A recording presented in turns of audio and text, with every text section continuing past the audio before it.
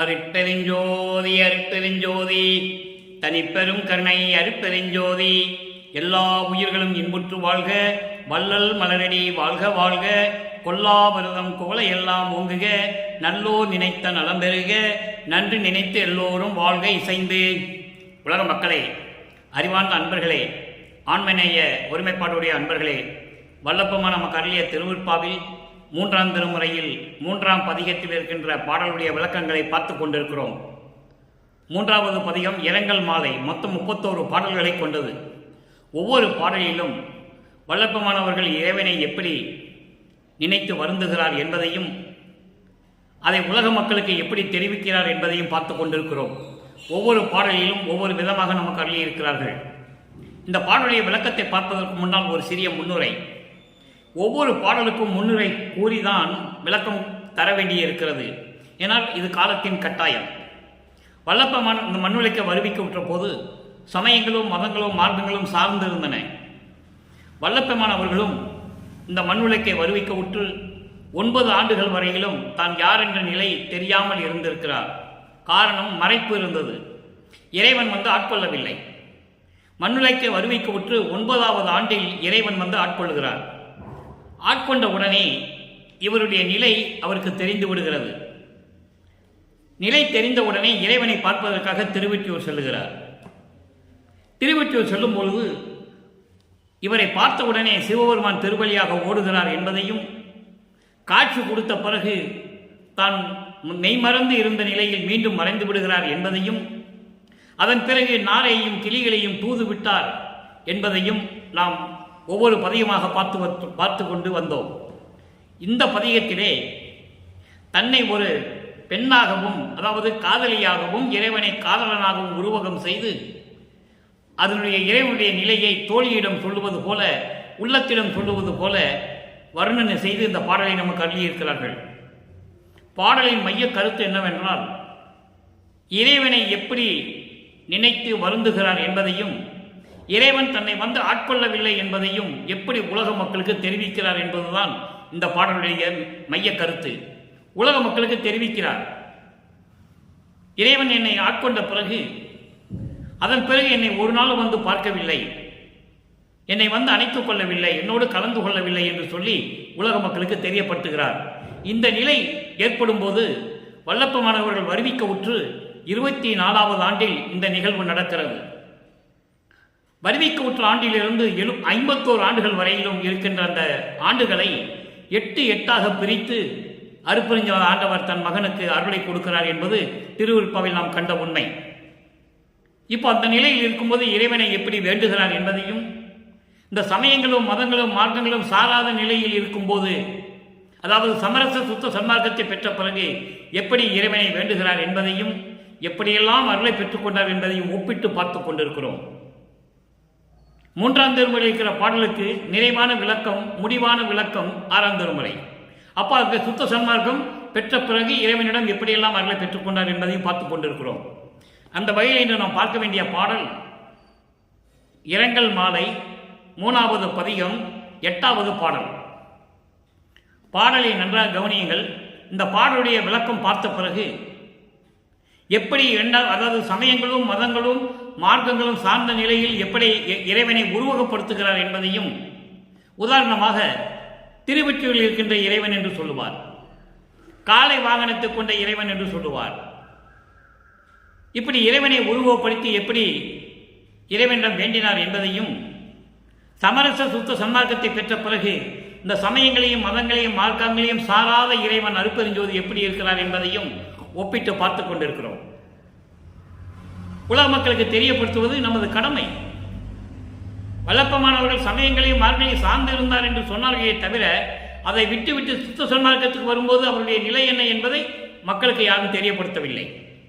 திருவிற்பாவிலே அத்தனை உண்மைகளும் உண்டு. அந்த வகையில் நம்ம பார்க்க வேண்டிய பாடல் 8வது பாடல் இரங்கல் மாலை. வானும் புவியும் புகழ் ஒற்றி வானர். வானும் புவியும் புகழ் ஒற்றி வானர். மலர்க்கை மழுவினோடு மானும் உடையார். இறைவனை உருவகப்படுத்துகிறார். சிவபெருமான் எப்படி இருப்பான்? மதங்களையும் மார்க்கங்களையும் சமயங்களையும் சார்ந்த இறைவன் சிவபெருமான். சிவன் என்று பொருள். சிவன் சிவமாகும் போது அருப்பெருஞ்சோதியாகிறார். அதை நீங்கள் நன்றாக புரிந்து கொள்ள வேண்டும். மானும் உடையார் எந்தனக்கு மாலையிட்டது ஒன்று அல்லால். ஏன் மாலையிட்டது என்று சொல்லுகிறார்? தன்னை ஒரு பெண்ணாக உருவகப்படுத்தியதனால், தன்னை ஒரு பெண் தலைவியாகவும் இறைவனை தலைவனாகவும் உருவகப்படுத்தியதனால் மாலையிட்டது என்று சொல்லுகிறார். மாலையிட்டது என்பது என்னை ஆட்கொண்டது. உலக மக்களுக்கு சொல்லும்போது ஆட்கொண்டது என்று சொல்ல வேண்டும். அவங்க மாலையிட்டது ஒன்று அல்லால் நானும் அவரும் கூடி ஒரு நாளும் கலந்தது இல்லையடி. தோழியிடம் சொல்லுகிறார். தோழியிடம் சொல்லுவது போல உலக மக்களுக்கு தெரிவிக்கிறார். நீங்கள் நல்லா புரிஞ்சுக்கணும். மிகவும் அருமையான பாடம். புரிஞ்சிச்சுன்னு வச்சுக்கோங்களேன், அவ்வளோ சந்தோஷமா இருக்கும். இப்படிப்பட்ட வள்ளல் பெருமான் இறைநிலையோடு இருந்தவரை 200 ஆண்டுகளாக ஒரு துறவி என்றும் அதாவது பாடலாசிரியர் என்றும் போகி என்றும் யோகி என்றும் சொன்னார்களே என்று மனம் மிகவும் வருத்தப்படும். அந்த நிலையில் இருந்தவர் வள்ளல் பெருமான் அவர்கள். பாருங்க, நானும் அவரும் கூடி ஒரு நாளும் கலந்தது இல்லையடி. தோழியிடம் சொல்லுகிறார். கோணும் இயந்தி வேல் கண்ணுடையாள் என் குறையை எவருக்கு கூறுவேனே. இப்படிப்பட்ட இறைவனை நான் யார்கிட்ட போய் நான் எங்க போய் சொல்லுவேன் தோழி என்று சொல்லி தன் உள்ளத்திடம் சொல்லுவது போல உலக மக்களுக்கு தெரிவிக்கிறார். இப்ப இந்த பாடலுடைய பதவுரை பாருங்க. பதவுரை பார்த்த பிறகு தெளிவுரை விளக்கம்.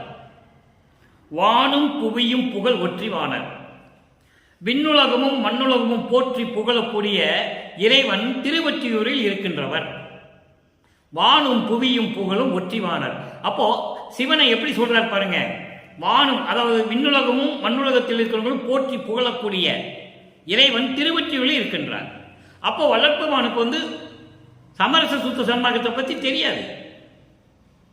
அவர் சமரச சுத்த சன்மார்க்கமே 5வது எட்டில் தான் வாங்குறாரு. 5வது எட்டு என்பது ஐயட்ட 40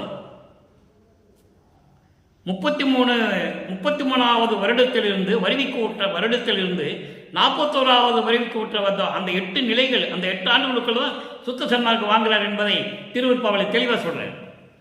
அப்ப அவருக்கு தெரியாது. அதனால சிவபெருமான் என்று சொல்லுகிறார், ஒற்றிவானர் என்று சொல்லுகிறார். மலர்கை மழுவினோடு மானும் உடையார். தன் பொன்னான மலர் போன்ற மெல்லிய கைகளில் என்ன வச்சிருக்காராம்? மழு. மழு என்றால் பரசு என்கின்ற சிவன் ஆயுதம். இந்த பரசு என்ற சிவன் ஆயுதம் உலகத்தையே அழிக்கக்கூடிய வல்லமை படைத்தது. இந்த பிரபஞ்சத்திலே அந்த ஆயுதம் யார்கிட்ட இருக்குன்னா சிவன் கிட்ட தான் இருக்கு. அப்படி ஆயுதமும் மானும் உடையார். ஒரு கையில மானும் ஒரு கையில பரசு ஆயுதத்தையும் ஏந்தி கொண்டிருக்கின்ற இறைவன் சிவன். அவன் திருவொற்றியூரில் இருக்கிறார். எந்தனக்கு மாலையிட்ட அப்படிப்பட்ட இறைவன் எனக்கு மாலையிட்டது ஒன்று அல்லால். என்னை ஆட்கொண்டானை தவிர, 9வது ஆண்டில் என்னை ஆட்கொண்டானை தவிர, அதை அழகாக ஒரு பாடலிலே சொல்வார். நான் அடிக்கடி அது சொல்லுவது உண்டு. ஆண்டாறு 3 ஆண்டில் ஆட்கொண்ட அருள் கடலே. 6 + 3 9வது ஆண்டில் என்னை ஆட்கொண்டானே தவிர ஒரு நாள் என் கூட கூடி ஒரு நாள் சந்தோஷமா இருந்ததே இல்லை. நான் என்னடி செய்வேன் தோழி? அழகான கூந்தலுடைய அழகான கண்களுடைய என் தோழியே, இந்த குறையை நான் யாருக்கிட்ட போய் சொல்றது? என்னை ஆட்கொண்டானே தவிர ஒரு நாள் கூட என் கூட கலந்து பேசி சந்தோஷமா இருந்ததே இல்லையே என்று தனது மன வருத்தத்தை உலக மக்களுக்கு சொல்லுகிறார். இது 3ஆம் திருமுறையில் இருக்கிறது 8வது பாடல். இப்ப இந்த பாடலுடைய விளக்கம் பாருங்க, கோர்வையாக சொல்லுகிறேன். வானுலகமும் விண்ணுலகமும் போற்றி புகழக்கூடிய இறைவன் திருவொற்றியூரில் இருக்கின்றார். அப்படிப்பட்ட இறைவன் மலர் கைகளிலே, மலர் போன்ற மெல்லிய கைகளிலே பரசு என்கின்ற சிவன் ஆயுதத்தையும், அந்த மழு என்று சொல்லுகிறார். மழு என்றால் கோடாரி. கோடாரி என்றால் பரசு என்னும் கோடாரி. அந்த பரசு என்னும் ஆயுதத்தையும் ஒரு மானையும் கையிலே பிடித்துக் கொண்டிருக்கின்ற இறைவன் திருவொற்றியூரிலே இருந்து கொண்டிருக்கிறான். அவன் என்னை ஆண்டு கொண்டானை தவிர, மாலையிட்டானை தவிர ஒரு நாளும் என்னுடன் கூடி குலவி, அதாவது மகிழ்ந்து சந்தோஷமாக இருந்ததே இல்லை. என் மனம் எவ்வளவு வேதனைப்படுகிறது என் தோழியே அழகான கூந்தலுடைய கண்ணுடைய என் தோழியே, இந்த குறையை நான் யாரிடம் போய் சொல்லுவேன், யாரிடம் போய் சொல்லுவேன் என்று சொல்லி இந்த பாடலை நாம் கருதியிருக்கிறார்கள். பாடலின் மைய கருத்து உலக மக்களுக்கு தெரிவிக்கிறார். எப்படி? என்னை 9வது ஆண்டில் நான் வருவிக்கவற்று 9வது ஆண்டில் என்னை ஆட்கொண்ட இறைவன், திருவற்றில் இருக்கின்ற இறைவன், ஒரு கையிலே பரசாயுதத்தையும் மற்றொரு கையிலே மானையும் கொண்டுடைய இறைவன் என்னை மாலையிட்டானே தவிர, அதாவது என்னை ஆட்கொண்டானே தவிர, உலக மக்களே என்னோடு கூடி வந்து குலவி, அதாவது மகிழ்ந்து கொஞ்சி விளையாடி ஒரு நாளும் நான் பார்த்ததில்லை. என் மனம் எவ்வளவு வேதனைப்படுகிறது தெரியுமா உலக மக்களே, இந்த குறையை நான் யார்கிட்ட போய் சொல்லுவேன் என்று சொல்லி இந்த பாடலை நமக்கு அருளியிருக்கிறார்கள். சரி, இப்போ சமயங்களையும் மதங்களையும் சார்ந்துதான் இருந்தார் அவர். இதில் எந்த விதமான மாற்றம் கிடையாது. அதுக்கப்புறம் இறைவன் ஆட்கொண்ட பிறகு, சமரச சுத்த சன்மார்க்கத்தை கொடுத்த பிறகு, இதையெல்லாம் தேவையில்லை மகனே என்று சொல்லி எப்படியெல்லாம் அருளை கொடுத்தார் என்பதை இப்ப நம்ம விளக்கத்தை பார்க்க போகிறோம். 6ஆம் திருமுறை பாடலை பார்க்க போகிறோம். 3ஆம் திருமுறையில் இருக்கின்ற இந்த 8வது பாடலுக்கு சமயங்களையும் மதங்களையும் மார்க்கங்களையும் சார்ந்திருந்த போது எப்படியெல்லாம் துன்பப்பட்டார் என்பதை தெரிவித்து விட்டார் உலக மக்களுக்கு. அதன் பிறகு சமரச சுத்த சன்மார்க்கத்தை பெற்ற பிறகு இதையெல்லாம் நீக்கிவிட்டு, மகனே இதெல்லாம் தேவையில்லை உனக்கு என்று சொல்லி தந்தை நீக்கிவிட்டு சமரச சுத்த சன்மார்க்கத்தை கொடுத்த பிறகு எப்படி அருளை பெற்றுக் கொண்டார் என்பதை உலக மக்களுக்கு சொல்லுகிறார். நல்லா கவனிக்கணும் நீங்க. அந்த வகையில் இன்று நாம் பார்க்க வேண்டிய பாடல் 6ஆம் திருமுறையிலே பதிகம் 20 பிள்ளை பெரு விண்ணப்பம். பேரே பார்த்தீங்களா, அருமையா இருக்கும். பிள்ளை பெரு விண்ணப்பம். இறைவனுடைய செல்வ பிள்ளை, ஒரே பிள்ளை, தலைப்பிள்ளை, மூத்த பிள்ளை, குலப்பிள்ளை. குலம் என்பது சமரச சுத்த சன்மார்க்க குலத்தின் வழிய ஒரே பிள்ளை வளர்ப்பு மண்டம். வேற யாரும் கிடையாது. யாருக்கு இங்கு பங்கே கிடையாது, பங்காளிகளும் கிடையாது. அவர் ஒருத்தர் தான். அவர் விண்ணப்ப வைக்கிறார் பாருங்க. 28வது பாடல். இன்று பார்த்த 3ஆம் திருமுறையில் இருக்கிற இரங்கல் மாலையில் 8வது பாடலுக்கு பிள்ளை வேறு விண்ணப்பம் 28வது பாடல் இருக்கு. அங்கே தோழியிடம் சொல்லுவார், இறைவன் இப்படியெல்லாம் நான் என்னை ஆட்கொண்ட பிறகு எதுவுமே இல்லைன்னு சொல்லுவார். அப்போ இவர் சுத்த சன்மார்க்கத்தை பெற்ற பிறகு சினமும் காமத்தையும் நீக்குகிறார் இறைவன். அருளா நான் வேண்டுதல் கேட்டு அருள்புரிதல் வேண்டும், அணுத்துணையும் சினம் காமம் அடையாமை வேண்டும். சமரச சுத்த சன்மார்க்க வேண்டுகோள் என்ற பதிகத்தில் இருக்கின்ற பாடல் 10வது பாடல். அருளா நான் வேண்டுதல் கேட்டு அருள்புரிதல் வேண்டும், அணுத்துணையும் சினம் காமம் அடையாமை வேண்டும். அந்த 2 வரிக்கு இந்த பிள்ளை பெருவிண்ணப்பத்தில் எப்படி சொல்றார் பாருங்க. நினைக்க நினைக்க மனசு அப்படியே இனிக்கும், அற்புதமாக இருக்கும். வலிந்து என்னை அழைக்கும் மடந்தையர், வலிந்து என்னை அழைக்கும் மடந்தையர் தெருவில் மறந்து வந்து அடுத்த பின் நினைந்தே மலிந்து இவர் காணில் விடுவர், அன்று இவரால் மயங்கி உள் மகிழ்ந்தனம் எனிதோ, நலந்திடு பிறர்தம் துயரெனை கண்டே கடுங்குற்ற வரும் என பயந்து மெலிந்து உடன் ஒளிந்து வீதி வேறு ஒன்றின் மேகினே எந்த இதை நீ அறிவாய். அந்த காமத்தை எப்படி பயந்தேன்னு சொல்ற பாருங்க. அதாவது வலுக்கட்டாயமாக என்னை அழைத்து, பெண்கள் எல்லாம் தெருவில் இருக்கின்ற பெண்கள் எல்லாம் என்னை வலுக்கட்டாயமாக அழைத்து, தெருவென்று கூட தெரியாம மறந்து போய், அதான் சொல்றாரு, தெருவில் மறந்து வந்து அடுத்து, தெருவென்று கூட தெரியாம தெருவிலே இருக்கின்ற பெண்கள் எல்லாம் வலுக்கட்டாயமாக என்னை விரும்பி, தெருன்னு கூட தெரியாம என்னை கட்டி பிடிச்சி, எப்படி சொல்றாரு பாருங்க, கட்டி பிடிக்கும் போது மற்ற பெண்கள் பார்க்கும்போது மலிந்து இவர் காணில் விடுவர். அந்த பெண்கள் எல்லாம் வந்து என்னை கட்டி பிடிக்கும் போது அந்த தெருவில் இருக்க வேற பெண்கள் இருப்பாங்கல்ல, அவங்க பார்த்த பிறகு விட்டுடுறாங்களாம், கட்டி பிடிச்சதை விட்டுடுறாங்க. அதோடு மட்டுமில்ல, கட்டி பிடிச்சு விடும்போது முதல்ல அனுப்பிச்சிக்கிட்டு இருந்தாங்கல்ல, அவங்களுடைய இல்லம் மயங்கி உள் மகிழ்ந்தனம் எதற்காக என்று நினைக்கும் போது இந்த மனம் எப்படி வேதனைப்பட்டது தெரியுமா? வளர்ந்து வந்து தெருவில் இருக்கிற பெண்கள் எல்லாம் என்னை கட்டி பிடித்த போது, அடுத்த வேறு பெண்கள் பார்க்கும்போது என்னை கட்டி பிடித்த பெண்கள் எல்லாம் விட்டு விடுகிறார்கள். ஆனால் அந்த நேரத்தில் நலிந்திடும் பிறர்தம் துயரனை கண்டே. எதற்காக இதெல்லாம் நடந்து கொண்டிருக்கிறது, இது நமக்கு தேவைதானா என்று வருந்திக் கொண்டு பிறர் துன்பப்படும் போது என்னை இவர் அனுபவத்தில் பார்த்துட்டாருன்னு சொல்றாரு. அப்போ இதே நிலை மற்றவர்களுக்கு வரும் இல்லை. அந்த மாதிரி வருகின்ற போது நலிந்திடும் பிறரும் துயரனை கண்டு, அந்த வருத்தத்தை கண்டு என் உள்ளம் நடுங்குமே என பயந்து, என் உள்ளம் நடுங்குமே என பயந்து, மெலிந்துனா வருந்தி, பயந்து வருந்தி உடன் ஒழித்து, உடனே வீதி வீதியா போய் ஒழிஞ்சுக்கிறாராம். இந்த தெரு விட்டு அடுத்த தெரு போயிடுவாராம். உடன் ஒழித்து வீதி வேறு ஒன்றில் மேவினேன். இந்த தெருவிலே போனாலுமே இவ்வளவு பிரச்சனை இருக்குது, பெண்கள் எல்லாம் வந்து கட்டிப்பிடிக்க, இதை மற்ற பெண்கள் பார்க்கும்போது கட்டிப்பிடிச்ச பெண்கள் விடுக்க, அப்ப அதனால் ஏற்படுகின்ற அந்த சிறு இன்பம் இருக்கே, சிற்றின்பம், அதை நினைச்சு உள்ள வருந்தினேன். இதே போன்றுதானே மற்றவங்களுக்கு இருக்கும், இதே போன்றுதானே மற்றவங்களுக்கு இருக்குன்னு நினைச்சு இந்த வீதியிலிருந்து அடுத்த வீதிக்கு நான் போயிட்டேன், ஓடி போயிட்டேன், மறைஞ்சு மறைஞ்சு போறேன்னு சொல்றாரு. உடன் ஒழித்து, ஒழித்துனா மறைஞ்சு மறைஞ்சு போறாராம்.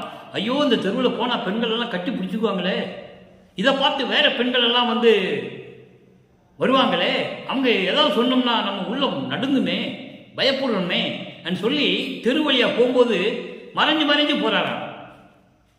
இந்த தெருவிலிருந்து அடுத்த தெருவுக்கு மறைஞ்சு போயிடுறாரு. அதான் சொல்றாரு, வீதி வேறு ஒன்றில் மேவினே.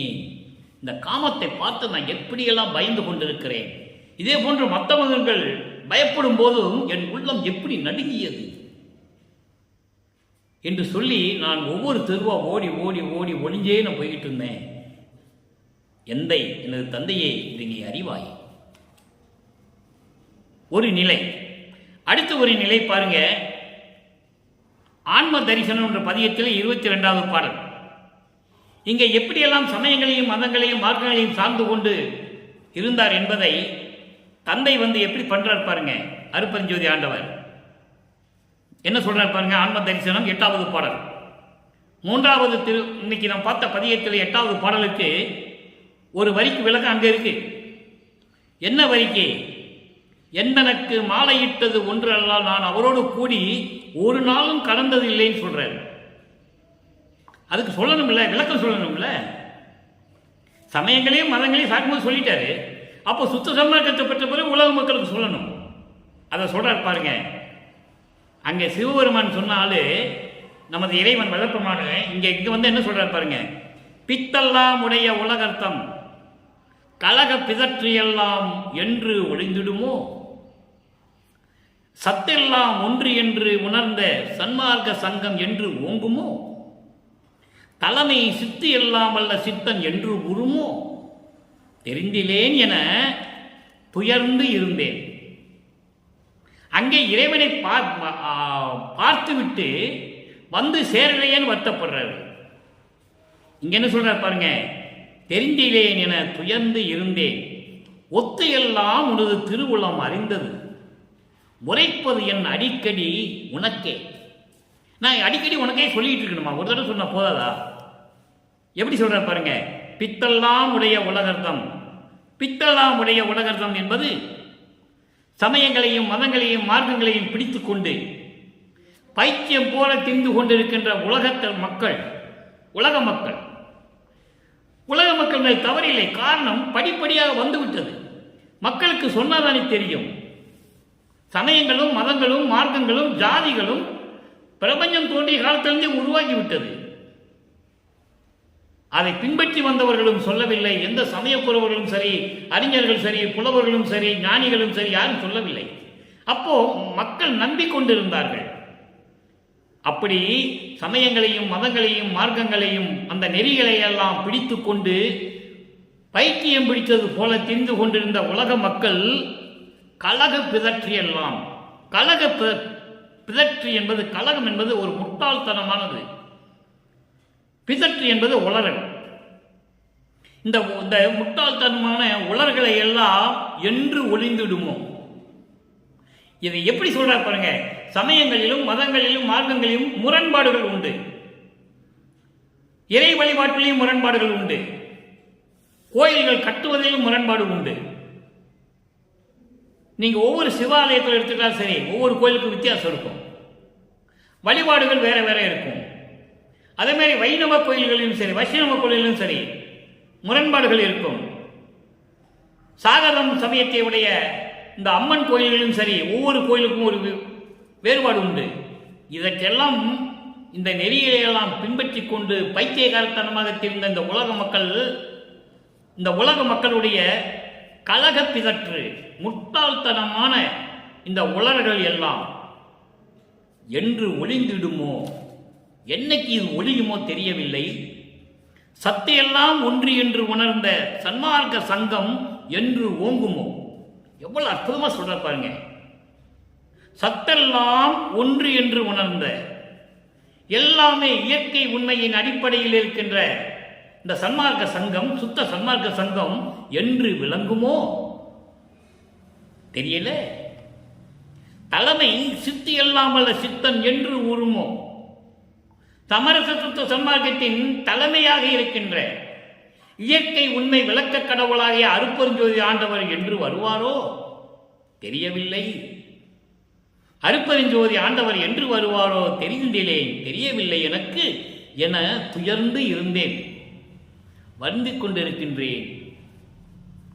அப்படி இருக்கின்ற நிலையிலே ஒத்து எல்லாம் உனது திருவுளம் அறிந்தது, ஒத்து எல்லாம் உனது திருவுளம் அறிந்தது, எல்லாம் ஒன்றுபட்டு விளங்கக்கூடிய இறைவன் அருட்பெருஞ்சோதி ஆண்டவருடைய உனது திருவுள்ளம் இது அறிந்ததுதானே. இதை உரைப்பது என் அடிக்கடி உனக்கே. இதை நான் அடிக்கடி உனக்கு சொல்லிக் கொண்டு இருக்கணுமா? ஒரு தடவை சொன்ன போதாதா? நீ வரமாட்டாயா சீக்கிரம்? என்னைக்கு சுத்த சன்மார்க்கம் இங்கே இந்த உலகத்தில் விளங்க போகுதுன்னு எனக்கு தெரியல. இந்த சமயங்களையும் மதங்களையும் மார்க்க நெறிகளையும் கொண்டு இந்த பைத்தியம் பிடித்துக் கொண்ட உலக மக்கள் எல்லாம் உளறுகின்ற, முட்டாள்தனமாக உளறிக் கொண்டிருக்கின்ற இது என்னைக்கு ஒழியுமோ எனக்கு தெரியல. சமரச சுத்த சன்மார்க்கத்தின் தலைவனாகிய இயற்கை உண்மை விளக்க கடவுளை அருட்பெருஞ்சாண்டவர் என்னைக்கு வருவாருன்னு எனக்கு தெரியல. இதை நினைத்துக் கொண்டே நான் வரிந்து கொண்டிருந்தேன். இதெல்லாம் உனக்கு தெரியாதா? ஒத்து எல்லாம்னா வேறுபாடு இல்லாமல் ஒன்றுபட்டு சமரசமான, அதான் ஒத்து என்று சொல்லுகிறார்கள் வல்லப்பமானவர்கள். அப்படி சமரசமாக விளங்கக்கூடிய அருட்பெருஞ்சோதி ஆண்டவர் உனக்கு இது தெரியாதா? உன் திருவுளம் அறிந்ததுதானே என்று சொல்லி இந்த பாடலை நாம் அருளி இருக்கிறார்கள். அடுத்து பாருங்க, ஒரு அருளையும் தர முடியாது, ஒரு அருளையும் நான் பெறலைன்னு சொல்றாரு. எங்கே? இன்று நான் பார்த்த பாடலிலே 3ஆம் திருமுறையிலே இரங்கல் மாலையில நான் பார்த்தோம். இப்ப எப்படியெல்லாம் அருளை கொடுத்தாரு அதை சொல்லணும், உலக மக்களுக்கு சொல்லணும். வாதனை கழிவு 18வது பாடல். அங்க 8வது பாடல்ல இருக்கின்ற அந்த மன வருத்தத்தை இந்த வாதனை கழிவு 18வது பாடல்ல சொல்றாரு. வாதனை கழிவு என்பது துன்பங்களையும் துயரங்களையும் இந்த சமயங்களையும் மதங்களையும் மார்க்கங்களில் ஏற்பட்ட நெறிகளையெல்லாம் நீக்கி எனக்கு அருள்வாயாக என்று இறைவனிடம் சொல்லுவது. அதான் வாதனை கழிவு. சொல்ற பாருங்க, அறியேன் சிறியேன். நண்பர்களே, நான் பாடல் மட்டும்தான் பேப்பரில் எழுதி வச்சிருக்கேன், விளக்கம் இறைவன் சொல்றது தான். நான் என்ன விளக்கம் தரேன்னு எனக்கே தெரியாது, இந்த பதிவை பார்த்தா தான் எனக்கு தெரியும். நான் உட்கார்ந்து உங்ககிட்ட விளக்கம் சொல்லிட்டு இருக்கேன். விளக்கம் இறைவன் கொடுக்கிற விளக்கம் தான். தயவையும் இறைவனுடைய தயவாலையும் கருணையாலையும் பெற்ற விளக்கம் தான் நான் உங்ககிட்ட சொல்லிட்டு இருக்கேன். இந்த விளக்கத்தை இந்த பாடலுக்கு அடுத்த வேடிக்கை கேட்டால் கூட எனக்கு தெரியாது, இந்த பதிவை பார்த்தாலும் எனக்கு தெரியும் நம்ம என்ன சொன்னோம். அரியே சிறியே, எவ்வளவு எளிமையா சொல்ற பாருங்க. ஆனா இதுல எவ்வளவு சூட்சமா இருக்கு தெரியுமா? அரியே சிறியே, செய்த பிழை அனைத்தும் பொறுத்தாய், அருள்ஜோதி குறியே குணமே பெற என்னை குறி கொண்டு அளித்தாய். நல்ல கவனிச்சிட்டே வரும் நண்பர்களே. வல்லற்பமான் இந்த மண்ணுக்கு வருவிக்க விட்டது தெரியாத காலத்தில் எப்படியெல்லாம் இருந்தார், தெரிந்த பிறகு சமரச சுத்த சன்மார்க்கத்தை தந்தையிடம் பெற்று இந்த உலக மக்களுக்கு தெரிவிக்க வேண்டும் என்பதற்காகத்தான் நான் வருவிக்க விட்டேன் என்று சொல்லுகிறார். ஆன்ற சன்மார்க்கம் அணிபெற என்னைத்தான் ஈன்று இனிய அமுதளித்த நற்றாயே என்று சொல்லுவார். அதிலிருந்தே தெரிகிறது அல்லவா எதுக்காக அவர் வருவிக்க விட்டார் என்று. அதை நீங்கள் புரிந்து கொள்ள வேண்டும் உலக மக்களே. சன்மார்க்க நெறியே விளங்க, நல்ல கவனிங்க, சன்மார்க்க நெறியே விளங்க என்னை கலந்து நிறைந்தாய். அங்கே 3வது திருமுறையிலே ஆட்கொண்டனை தவிர எந்த அருளையும் கொடுக்கவில்லை என்று சொல்கிறார். அப்போ சுத்த சன்மார்க்கத்தை வந்த பிறகு என்ன சொல்றார் பாருங்க, சன்மார்க்க நெறியே விளங்க என்னை கலந்து நிறைந்தாய். நின்னை ஒரு கணமும் பிரியேன் இரவாமை பெற்றேன். தெளிவா சொல்றார், இரவாமை பெற்றேன் உற்றேன் பெரும் சுகமே. இது பாடல் விளக்கம் பாருங்க. அறியேன் என்றால் உன்னால் இந்த மண்ணுலைக்கு வருவிக்க உற்று எதுவுமே எனக்கு தெரியாத நிலையில் என்னை வைத்துக் கொண்டிருந்தாய். எனக்கு சமரச சுத்த சன்மார்க்கம் என்பது எனக்கு தெரியாது, அதான் அறியேன். சமயங்களையும் மதங்களையும் மார்க்கங்களையும் என்னை பின்பற்ற சொல்லிவிட்டு என்னை ஆட்கொண்டு விட்டு நீ வாட்டுக்கு சென்று விட்டாய். பட்ட அவஸ்தைகள், துன்பங்கள், துயரங்கள் எவ்வளவு தெரியுமா? எனக்கு எதுவுமே தெரியாத நிலையில் இருந்து கொண்டிருந்தேன். அறியேன் சிறியேன். உனது மகன் எதுவும் தெரியாத நிலையில் நான் இருந்து கொண்டிருந்தேன். அப்போ நான் செய்த பிழைகள் அனைத்தும், சமரச சுத்த சன்மார்க்கத்தை பற்றி தெரியாது, சமயங்களையும் மதங்களையும் மார்க்கங்களையும் சார்ந்திருந்த காலகட்டங்களில் நான் செய்த பிழைகள் அனைத்தையும் எவ்வளவு தெளிவாக சொல்றாரு நீங்கள் நல்லா புரிஞ்சுக்கணும்.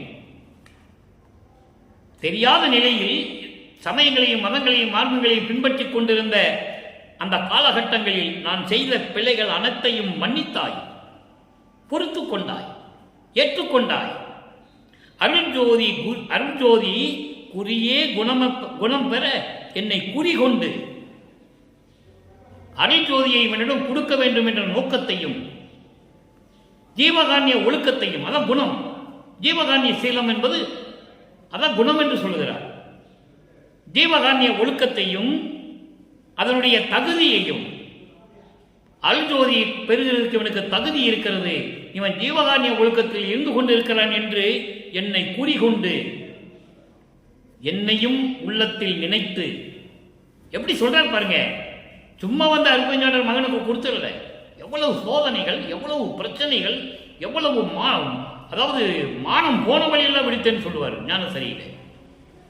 என் மானமெல்லாம் போச்சுன்னு சொல்லுவார்.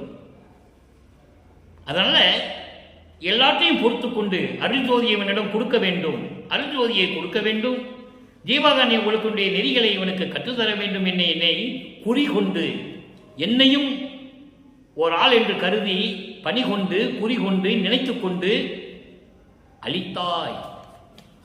எல்லாரையும் கொடுத்து விட்டாய், எல்லாரையும் கொடுத்து விட்டாய்.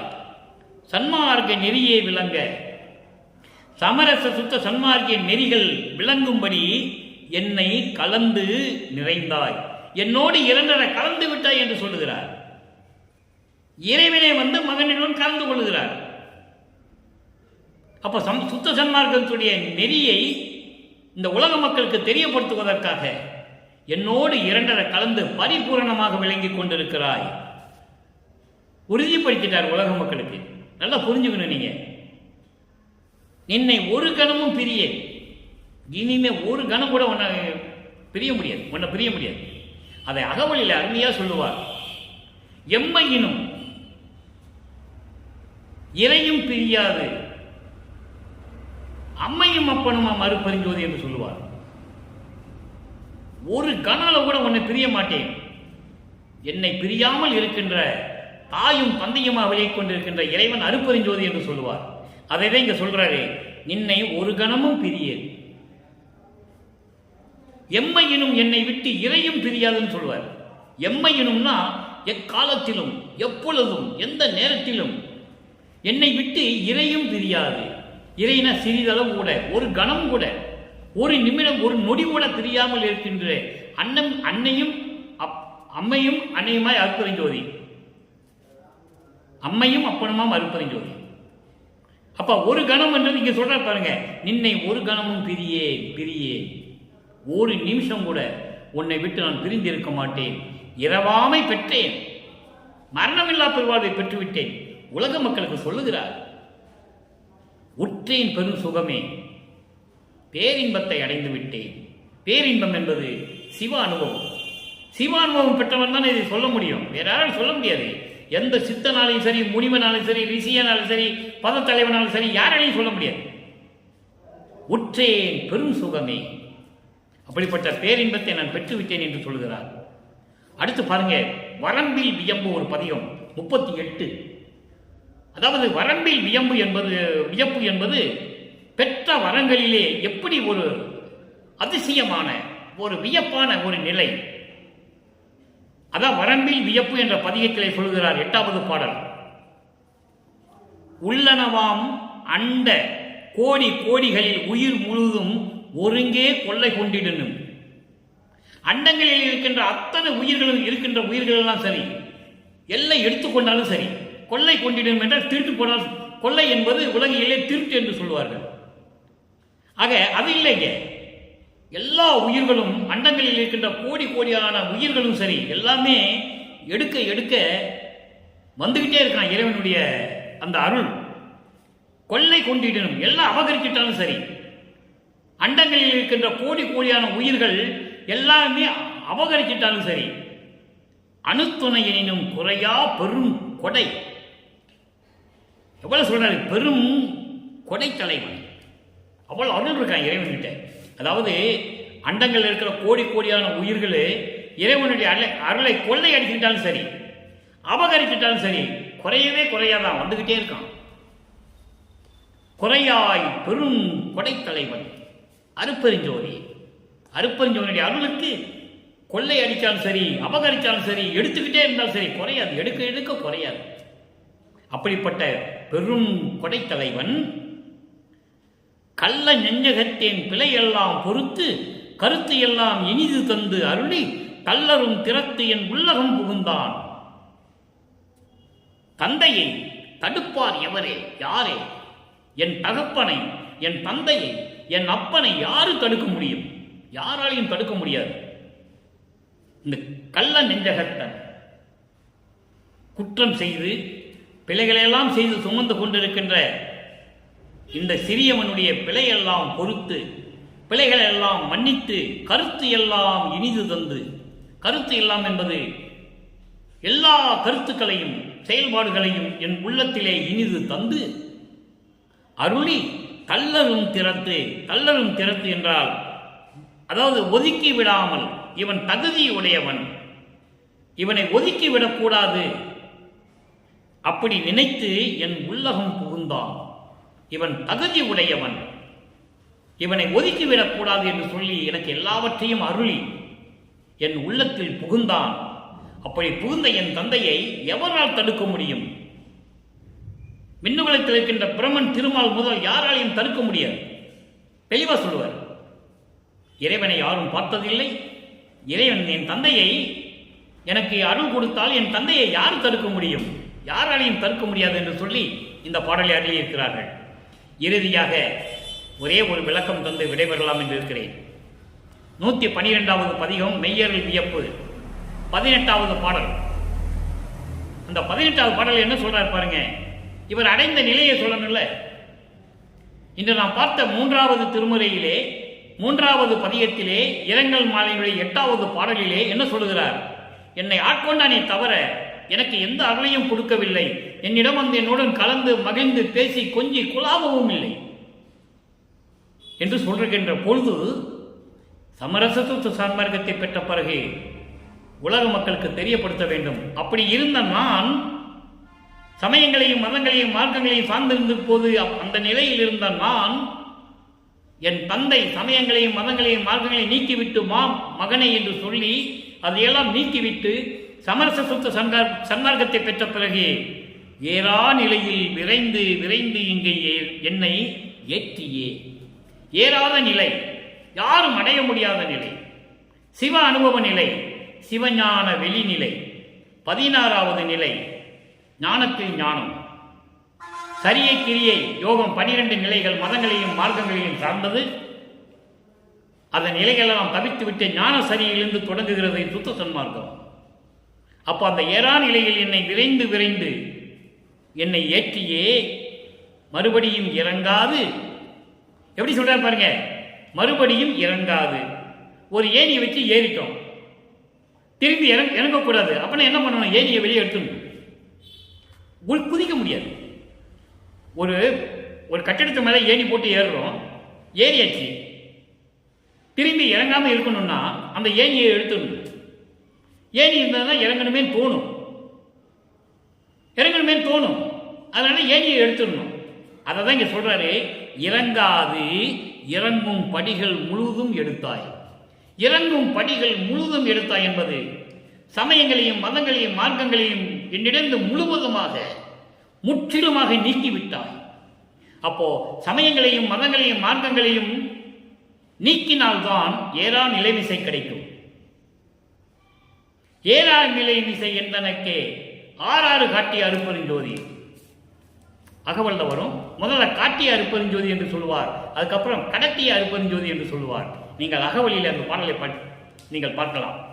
அப்போ ஏறா நிலைமிசை விரைந்து விரைந்து இங்கே என்னை ஏற்றியே மறுபடியும் இறங்காது முற்றிலுமாக இந்த சமயங்களிலும் மதங்களிலும் மார்க்கங்களிலும் இருந்த பற்றுகளை எல்லாம் என்னை நீக்கிவிட்டாய். போற்றியே மாறா கருணை என் மேல் வைக்க வந்த, நல்ல கவனிங்க, மாறா கருணை என் மேல் வைக்க வந்தது என்னையோ, அதாவது என் மீது நிலையாக ஒரு கருணை வைக்க வேண்டும் என்பதற்காக மாறாத கருணை. அப்படின்னு என்ன அர்த்தம்னா, கருணை விலகாத கருணை, நிலையாக இருக்கக்கூடிய ஒரு கருணை. அப்படி என் மேல் வைக்க வந்தது எதற்காக? என்னை தேடி வந்து என்னை ஆட்கொண்டு சமரச சுத்த சன்மார்க்கத்தை கொடுத்து எனக்கு ஏறா நிலைமிசையை ஏற்றி வைத்து என் மேல் மாறாத கருணை நிலையாக இருக்கும்படி என் மேல் வைக்க வந்தது எதற்காக? என்னையோ என்றால் எதற்காக? மதியிலே அறிவில்லாதவன், அறிவே இல்லாதவன் நான் தன்னை தாழ்த்திக் கொள்கிறார். நின் அருளுக்கு செய்த தவன்தான் முன்னையோ. உன்னுடைய அருளை பெறுவதற்கு முன்னாளில் நான் என்ன தவம் செய்தேன் முன்னாளில் என்று சொல்லுகிறார். இந்த முன்னாளில் என்பது இதற்கு முன்னால், எதற்கு முன்னால்? இந்த மண்ணுலக்கு வருவதற்கு முன்னால். இது மண்ணுலக்கு வருவதற்கு முன்னால் அவர் விண்ணுலகத்தில் இருக்காரு. பாட்டில் சொல்லுவார், ஏனாதான் எனினும் யான் அம்மையின் நின் அடியை நான் அறிந்தேன், இதயம் மலர்ந்தேனே என்று சொல்லுவார். அம்மை என்பது விண்ணுலகம். அதை உலகியலில் இருக்கின்ற விளக்கம் என்னவென்றால், வேதாந்தங்களிலும் சித்தாந்தங்களிலும் அம்மை என்பது முற்பிறவி என்று சொல்வார்கள். முற்பிறவி, இம்மை என்பது இந்த பிறவி, இப்படி சொல்வார்கள். வள்ளற்பெருமானை பொறுத்தவரையில் பிறவி என்பது கிடையாது. ஒவ்வொரு யுகத்திலும் இருந்தவர் அவர். அவருக்கு பிறப்பும் கிடையாது, இறப்பும் கிடையாது. அப்படிப்பட்ட ஒரு நிலையில் இருக்கின்றவர் வள்ளற்பெருமான். அதனால் அவரை சொல்லும்போது முன்னையோ என்பது முன்னாளில் என்பது விண்ணுலகிலே நான் என்ன தவம் செய்தேன் என்று சொல்ல வேண்டும். முற்பிறவியில் என்ன தவம் செய்தேன் என்று சொல்லக்கூடாது. வள்ளற்பெருமானை பொறுத்தவற்றை சொல்லக்கூடாது. இதை யார் வேணாலும் சொல்லலாம். பிரம்மன், திருமால், ருத்திரன் பதத்தலைவர்களையும் சொல்லலாம், முனிவர்களையும் ரிஷிகளையும் சொல்லலாம், சமயக்குறவர்களையும் சொல்லலாம், யார் வேணா சொல்லலாம். ஆனால் வள்ளற்பெருமானை சொல்லக்கூடாது. அதனால் தான் சொல்கிறேன், விண்ணுலகிலே நான் என்ன தவம் செய்தேனோ, அம்மையில் நான் என்ன தவம் செய்தேனோ என்று சொல்ல வேண்டும். உனக்கும் உனக்கும் இசைந்த பொருத்தம் என்ன பொருத்தமோ, இந்த பொருத்தம் உலகில் பிறருக்கு எய்தும் பொருத்தமோ யாருக்கு கிடைக்கும்? உனக்கு எனக்கு இருக்கின்ற பொருத்தம் எப்படிப்பட்ட பொருத்தம்? இந்த பொருத்தம் இந்த உலகத்தில் யாருக்கு கிடைக்கும்? யாருக்கும் கிடைக்காது என்று சொல்லி இந்த பாடலை அறிவிக்கிறார்கள். ஆகவே அன்பர்களே, இன்று நாம் பார்த்த பாடலுடைய பொருள் உங்களுக்கு விளங்கி இருக்கும் என்று நான் கருதுகிறேன். காரணம், சமயங்களையும் மதங்களையும் மார்க்கங்களையும் சார்ந்திருந்த நிலையில் இறைவன் ஆட்கொண்ட பிறகு மகனுக்கு அருளை கொடுக்கவில்லை. இறைவனுக்கு விளையாட்டு காட்டுகிறார், திருவிளையாடல் செய்கிறார், மகனை அலைய வைக்கிறார். சமரச சன்மார்க்கத்தை பெற்ற பிறகு எப்படியெல்லாம் அருளை பெற்றுக் கொண்டார் என்பது உலக மக்களுக்கு தெரிவிக்கிறார் நமது இறைவன் வல்லப்பெருமான் அவர்கள். இன்று 5 தொழில்களையும் வைத்துக்கொண்டு படைத்தல், காத்தல், அருளல், அழித்தல், அருள் பக்குவத்தை கொடுத்தல், இவற்றையெல்லாம் 5 தொழில்களையும் வைத்துக்கொண்டு இன்னைக்கு பிரபஞ்சத்தை இயக்கிக் கொண்டிருக்கிறவர் அருப்பெருஞ்சோதி ஆண்டவராகிய நமது இறைவன் வல்லப்பெருமான் அவர்கள். அவரை அருப்பெருஞ்சோதி என்று சொல்லலாம். அருப்பெருஞ்சோதி தான் அவர்.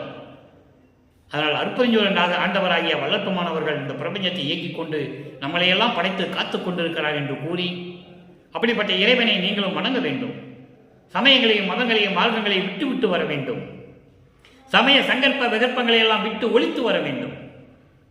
சமரச சுத்த சன்மார்க்கம் என்பது தனி மார்க்கம், எந்த சமயங்களையும் மதங்களையும் மார்க்கங்களையும் சாராதது. எனவே சமரச சுத்த சன்மார்க்க நெறிகளை பின்பற்றி கொலையும் புலையும் தவிர்த்து உயிர்களை கொலை செய்வதை விட்டுவிட வேண்டும். அசைவ உணவுகளை, மாமிசம் போன்ற உணவுகளை உண்பதை விட்டுவிட வேண்டும். அப்போதான் இறையருள் கிடைக்கும் என்று நமது இறைவன் வல்லற்பமான் கூறுகிறார். எனவே அப்படி நிலைகளெல்லாம் இருந்து கொண்டு, சைவ நெறியில் இருந்து கொண்டு, மண்ணகல் விளக்கிலே தீபமேற்றி ஞானசரியை எல்லாம் படித்து இறைவனுடைய அருளை பெற்று நீங்கள் இந்த வையகத்திலே வாழ்வாங்கு வாழ வேண்டும் என்று இறைவனுடைய தயவோடையும் கருணையோடையும் வாழ்த்தி இந்த வள்ளலார் புலியன் விடைபெறுகிறேன். மீண்டும் நாளை சந்திப்போம். நன்றி, வணக்கம். அருட்பெருஞ்சோதி அருட்பெருஞ்சோதி, தனிப்பெரும் கருணை அருட்பெருஞ்சோதி.